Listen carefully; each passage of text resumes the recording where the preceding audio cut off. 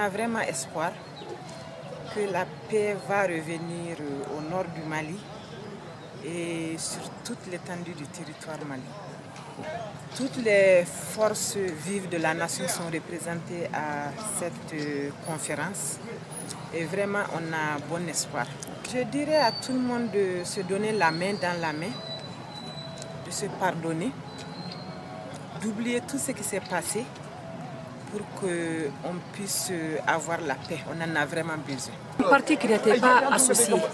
Bon, moi je disais que c'est une incompréhension. Voilà, par exemple, hier on n'était pas dans la salle parce que c'était manque de communication. Et hier soir, on a pu régler ce problème et c'est pour cela aujourd'hui on est là.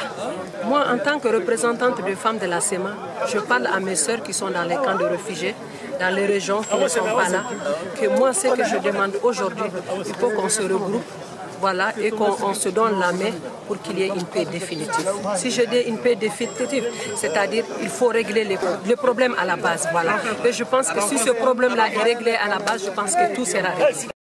Il n'y a pas quelque chose plus que la paix. Vous savez, la paix, c'est quand les hommes acceptent de se parler, quand les hommes acceptent de s'écouter, quand les hommes acceptent de se dialoguer.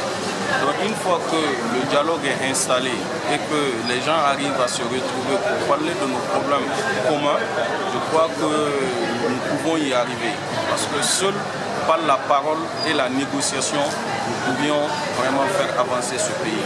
Ça ne sert à rien qu'on continue la violence non justifiée, des réponses disproportionnées par rapport à la situation générale. Que nous devrions nous entendre parler de l'unité nationale, de la réconciliation et également de cette problématique de l'Azawad qui pour nous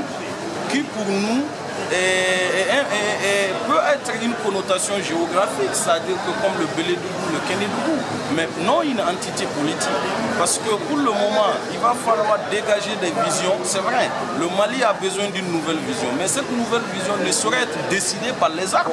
Il va falloir qu'on s'assied, qu'on discute, qu'on échange, qu'on négocie et qu'on arrive finalement à une entente nationale et à une unité. Maintenant, quant au résultat proprement dit de la conférence, elle peut jeter les bases. Je ne pourrais pas dire qu'elle peut totalement résoudre la question de l'entente et de l'unité, mais elle jette les bases de la discussion. Elle jette les bases d'une négociation beaucoup plus ouverte, parce que l'accord a été négocié entre les groupes armés et l'État. Donc actuellement, toutes les parties prenantes, les femmes, les jeunes, les notabilités et autres sensibilités, les réfugiés, les Maliens de l'extérieur sont là. Donc nous pourrions échanger et jeter les bases. Et demain, que ce ne soit pas une conférence de plus.